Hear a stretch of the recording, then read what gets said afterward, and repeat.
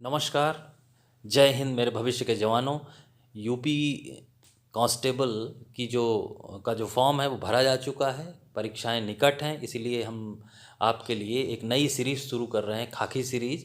और इसका उद्देश्य ये होगा कि आपको पुराने साल के जो प्रश्न हैं, जिस तरीके के प्रश्न आते हैं, उनकी प्रैक्टिस कराई जाए। और उसी संदर्भ में हम आज ये अपनी पहली टेस्ट सीरीज लेके आए हैं, जिसका जो डे 1 है वो आज है। और आप इसको सॉल्व करिए और अंतिम तक हम आपको बहुत सारे क्वेश्चन, जितने भी रिपीटेड क्वेश्चन हैं वो सभी सॉल्व करा देंगे, जिससे आपकी तैयारी महत्वपूर्ण हो पाएगी और आप मजबूती के साथ लड़ पाएंगे। तो इसी शुभकामना के साथ हम लोग अपनी ये सीरीज़ शुरू कर रहे हैं, जिसका पहला प्रश्न हम आपके सामने रख रहे हैं बिना किसी विलंब के। तो आप प्रश्न को ध्यान से देखिए। उत्तर प्रदेश का राजकीय चिन्ह क्या है? तो उत्तर प्रदेश का जो राजकीय चिन्ह है वो आपके स्क्रीन पर दाएं हाथ पे बना हुआ है, जिसमें मछली धनुष अंकित है। तो इसमें ऑप्शन सी जो है, मछली और तीर कमान, ये आपका बिल्कुल सही उत्तर है। इसको ध्यान रखिएगा। चलिए नेक्स्ट क्वेश्चन पे हम लोग चलते हैं। देखिए, ये उत्तर प्रदेश से संबंधित प्रश्न है। उत्तर प्रदेश दिवस कब मनाया जाता है?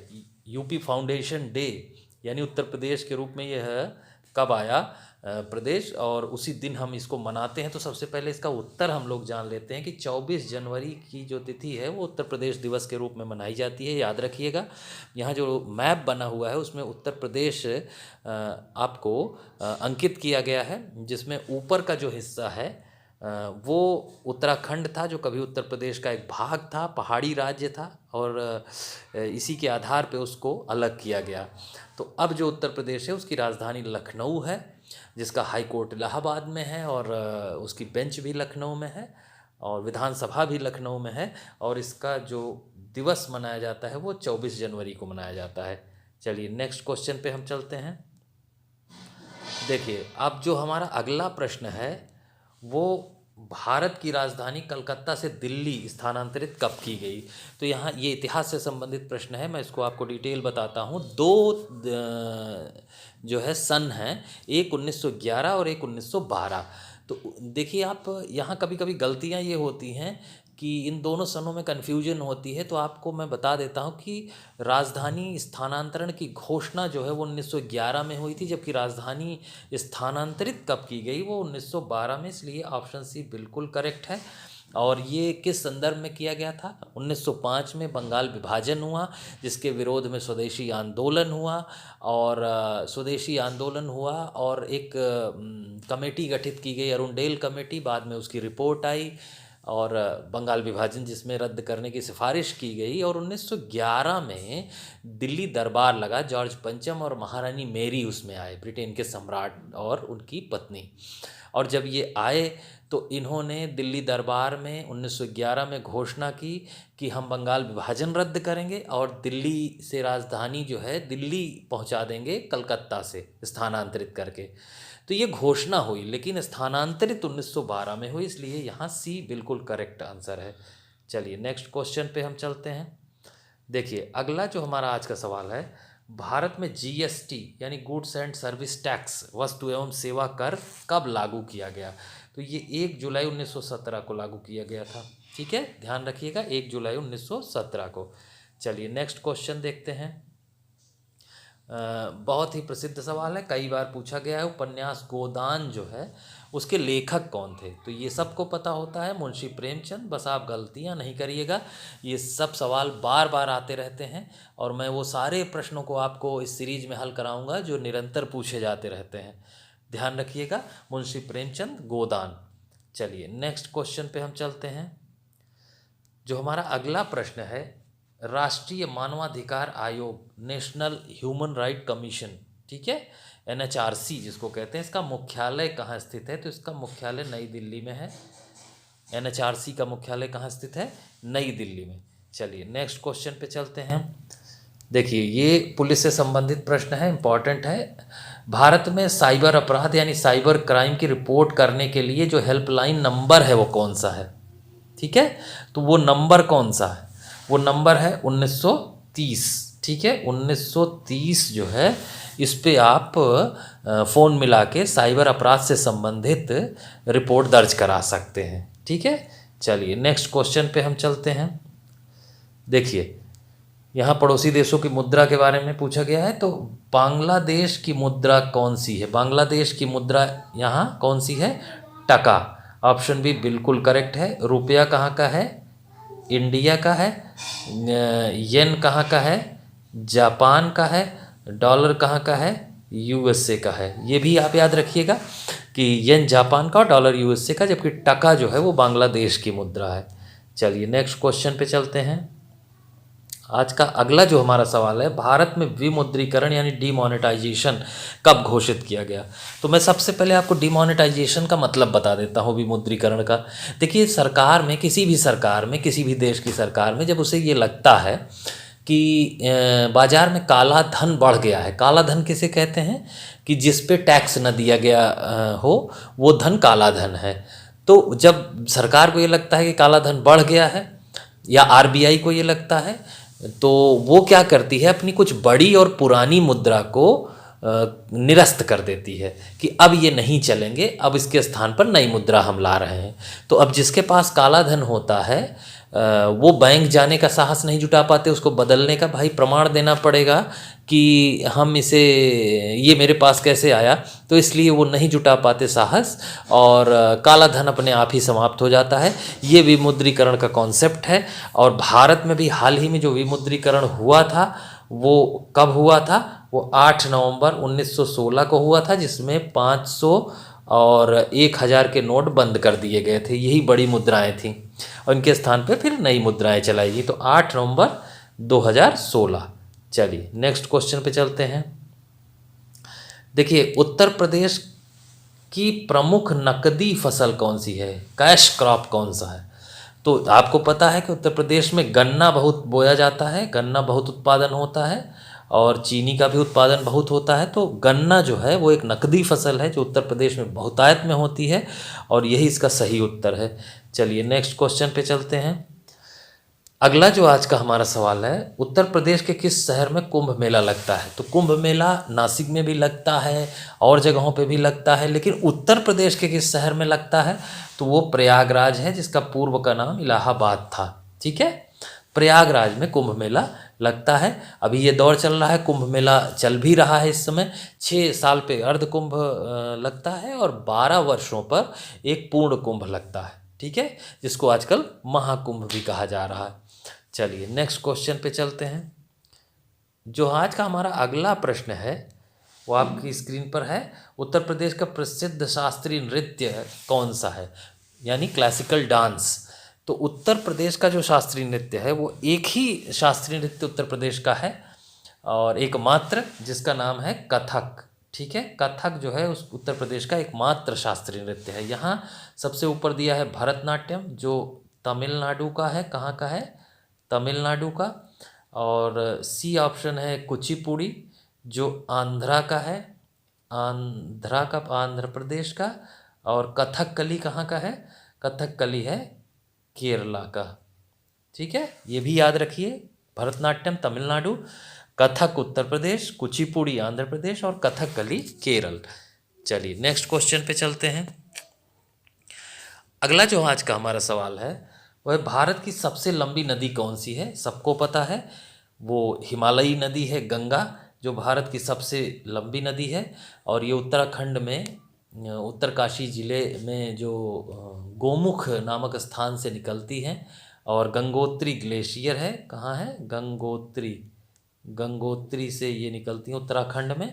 ठीक है, और बाकी नदियाँ जैसे यमुना है वो यमुनोत्री से निकलती है उत्तराखंड में ही। गोदावरी ये प्रायद्वीपीय नदियों में आती है, दक्षिण भारत की नदियां हैं ये। और ब्रह्मपुत्रा ये भी हिमालयी नदी है, हिमालयी नदी तंत्र है। तो भारत में जो बहने वाली सबसे लंबी नदी है या भारत का सबसे लंबा नदी तंत्र है वो गंगा है और ये गंगोत्री से निकलती हैं। चलिए नेक्स्ट क्वेश्चन पे चलते हैं। अगला जो आज का हमारा सवाल है वो है विटामिन सी की कमी से कौन सा रोग होता है?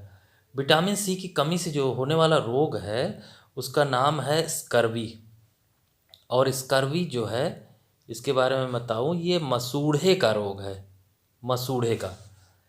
अब यहाँ और भी बता देता हूँ आपको। रतौंधी होता है विटामिन ए की कमी से, बेरी बेरी होता है विटामिन बी1 की कमी से, रिकेट्स होता है विटामिन डी, रिकेट्स यानी सूखा रोग। रतौंधी आँख का रोग है, बेरी बेरी बी1 से होता है, और रिकेट्स डी से होता है यानी सूखा रोग। और स्कर्वी मसूड़े का रोग है जो विटामिन सी की कमी से होता है। यहाँ आपको चित्र दिखाया गया है कि जो खट्टे फल हैं जैसे नींबू है, संतरा है, मौसमी है, या हरी मिर्च है, और सबसे रिच सोर्स जो विटामिन सी का है वो है आंवला। किससे मिलता है ये सबसे ज़्यादा? आंवला से, आंवला से, आंवला। ठीक है, चलिए नेक्स्ट क्वेश्चन पे चलते हैं। जो हमारा अगला प्रश्न है वो आपकी स्क्रीन पर है, ध्यान से देखिएगा। राष्ट्रीय खेल दिवस यानी 29 अगस्त किसकी याद में मनाया जाता है? तो देखिए, हॉकी जो है उसके प्रसिद्ध खिलाड़ी रहे, दुनिया के प्रसिद्ध खिलाड़ी मेजर ध्यानचंद। भारत के ही नहीं पूरी दुनिया में सबसे प्रसिद्ध खिलाड़ी रहे मेजर ध्यानचंद, और इन्हीं की स्मृति में हम जो है वो राष्ट्रीय खेल दिवस 29 अगस्त को मनाते हैं। यहाँ मिल्खा सिंह और पीटी ऊषा, मिल्खा सिंह और पीटी ऊषा ये दौड़ से संबंधित खिलाड़ी रहे हैं। सचिन तेंदुलकर ये क्रिकेट से संबंधित हैं। सचिन तेंदुलकर को भारत रत्न भी मिल चुका है।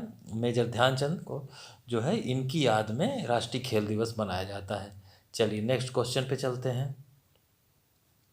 जो आज का हमारा अगला सवाल है वो है विश्व स्वास्थ्य संगठन यानी WHO का मुख्यालय कहाँ है? तो WHO का मुख्यालय है जेनेवा में। कहाँ? जेनेवा में। ठीक, चलिए नेक्स्ट क्वेश्चन पे चलते हैं। अगला प्रश्न जो हमारा है, भारत की किसी भी राज्य की यानी किसी भी राज्य की पहली महिला मुख्यमंत्री कौन सी थी? तो ये इम्पॉर्टेंट प्रश्न है क्योंकि उत्तर प्रदेश में राज्य में ही पहली महिला मुख्यमंत्री बनी थी, और पहली मुख्यमंत्री बनी थी सुचेता कृपलानी। और ये किसी भी राज्य की पहली महिला मुख्यमंत्री हैं जो कि उत्तर प्रदेश की मुख्यमंत्री थी। यहाँ सरोजिनी नायडू जी जो हैं वो पहली राज्यपाल थी उत्तर प्रदेश की ही।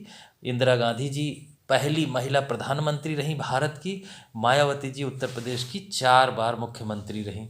ठीक, चलिए नेक्स्ट क्वेश्चन पे चलते हैं। देखिए, ये प्रश्न देखना है आपको, उत्तर प्रदेश के पुलिस के ध्वज में कौन से रंग होते हैं? तो सबने देखा होगा, लाल और नीला रंग से मिलके पुलिस का ध्वज बनता है। चलिए अगले सवाल की ओर चलते हैं। अगला सवाल जो है वो डॉक्टर BR अम्बेडकर पुलिस अकादमी उत्तर प्रदेश में कहाँ स्थित है?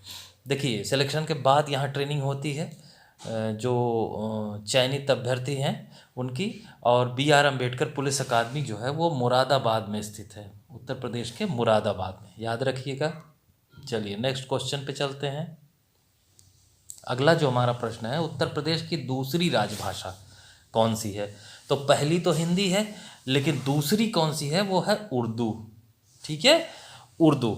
उर्दू को हिंदवी जबान भी कहा जाता है। हिंदवी जबान क्यों कहा जाता है? क्योंकि ये भारत में ही जन्मी भाषा है। अलाउद्दीन के सैनिक खेमे में जो है ये विकसित हुई थी। फारसी और हिंदी को मिला के एक उर्दू के रूप में एक नई भाषा विकसित हुई थी। तो ये उत्तर प्रदेश की दूसरी राजभाषा है। चलिए नेक्स्ट क्वेश्चन पे चलते हैं। अगला सवाल हमारा स्वतंत्रता संग्राम से संबंधित है। चौरी चौरा की घटना किस जिले में हुई थी? तो चौरी चौरा की घटना के बारे में मैं आपको बताऊंगा, उसके पहले आप ये जान लीजिए कि ये गोरखपुर जिले में स्थान है चौरी चौरा, जहां 5 फरवरी 1922 को एक घटना हुई थी जिसको चौरी चौरा घटना के नाम से जाना जाता है। असहयोग आंदोलन चल रहा था, अपने चरम पे था, और 1922 में कुछ हिंसक घटनाएं पुलिस वालों के द्वारा हुई। परिणाम उसका ये हुआ, उसकी प्रतिक्रिया के रूप में गांधी जी द्वारा चलाए गए अहिंसक आंदोलन ने हिंसक रूप ले लिया, और कुछ भारतीय आंदोलनकारियों ने भी पुलिस वालों थाने में आग लगा दी, जिसमें कुछ पुलिस वाले जिंदा जल गए। इसी घटना को चौरी चौरा घटना के नाम से जाना जाता है। परिणाम ये रहा कि गांधी जी ने असहयोग आंदोलन को स्थगित कर दिया, और उन्होंने कहा कि मैं हिंसा नहीं बर्दाश्त कर सकता। तो यही घटना जो है चौरी चौरा घटना है, और ये स्थान है गोरखपुर में। 5 फरवरी 1922 को ये घटना हुई थी। चलिए नेक्स्ट क्वेश्चन पे चलते हैं। देखिए, अगला हमारा जो आज का सवाल है, हार्नबिल महोत्सव, ये जो है हार्नबिल फेस्टिवल, ये किस राज्य में मनाया जाता है? तो ये मनाया जाता है नागालैंड में। हार्नबिल जो फेस्टिवल है ये नागालैंड राज्य में मनाया जाता है, जो उत्तर पूर्वी राज्य है भारत का, नॉर्थ ईस्ट का। चलिए नेक्स्ट क्वेश्चन पे चलते हैं। देखिए, भारतीय रुपए के प्रतीक जो नया डिजाइन बना है, ये आप देख सकते हैं। ये पहले रुपया जो है वो कैसा होता था, यहाँ ऊ की मात्रा, लेकिन एक डिजाइन ये आया रुपए का, जिसको तैयार किसने किया ये डिजाइन? उदय कुमार ने, महाराष्ट्र के हैं उदय कुमार, और इन्होंने ही ये डिजाइन तैयार किया था, याद रखिएगा। चलिए नेक्स्ट क्वेश्चन पे चलते हैं। अगला जो सवाल है ये अभी थोड़ी देर पहले डिस्कस हुआ था। उत्तर प्रदेश की प्रथम राज्यपाल, यानी उत्तर प्रदेश क्या, भारत के किसी भी राज्य की पहली महिला राज्यपाल भी यही हैं। उत्तर प्रदेश की पहली जो राज्यपाल थी वो कौन थी? वो थी सरोजनी नायडू। ठीक है, चलिए नेक्स्ट क्वेश्चन पे चलते हैं, जो कि आज का हमारा आखिरी प्रश्न है, और इसी तरीके के क्वेश्चन हम निरंतर आपके लिए लाते रहेंगे, ये बात आप ध्यान रखिएगा। तो चलिए देखते हैं कि सौर मंडल का सबसे बड़ा ग्रह, आकार के आधार पे बड़ा ग्रह कौन सा है? तो वो है बृहस्पति यानी जुपिटर। ठीक है, ये आकार के आधार पे सबसे बड़ा ग्रह है, गैसीय अवस्था में होता है। बृहस्पति सबसे बड़ा है, मैं इसका क्रम बता देता हूँ। उसके बाद बृहस्पति के बाद शनि, फिर अरुण, फिर वरुण, फिर पृथ्वी, फिर शुक्र, फिर मंगल, फिर बुध, यानी बुध सबसे छोटा और बृहस्पति सबसे बड़ा। आप ऐसे जान सकते हैं कि बुध जो है वो सबसे छोटा है। दूसरी चीज़ मैं आपको बता देता हूँ कि अगर आपसे सूर्य से दूरी के आधार पर इसको समझना है तो वो भी आप जान सकते हैं। यहाँ यूट्यूब चैनल पे हमारे एक वीडियो पड़ा है सौरमंडल का, उसको देख लीजिएगा। सूर्य से दूरी के आधार पे सबसे पहले आता है बुध, और सबसे आखिरी में आता है कौन सा? वरुण। ठीक है, प्लूटो यानी यम को अब हटा दिया गया है, अब 8 ही ग्रह हैं। तो इसका क्रम है बुध, शुक्र, पृथ्वी, मंगल, बृहस्पति, शनि, अरुण और वरुण। ठीक है, तो बुध सबसे निकट और वरुण सबसे दूर है। आकार के आधार पर बृहस्पति सबसे बड़ा और बुध सबसे छोटा है। तो आपको समझ में आया होगा। आप पुराने साल के पेपर जब देखेंगे तो आपको ये प्रश्न निरंतर मिलते रहेंगे, और इसी तरीके के प्रश्न हम आपके लिए रोज लाते रहेंगे। इसीलिए आप पसंद आ रहा हो तो आप वीडियो को लाइक कर दीजिएगा, शेयर करिएगा दोस्तों के साथ, और सब्सक्राइब करके बेल आइकन प्रेस कर दीजिएगा, जिससे जब मैं भी वीडियो डालूँ तो आपको नोटिफिकेशन सबसे पहले मिल जाए। धन्यवाद, जय हिंद।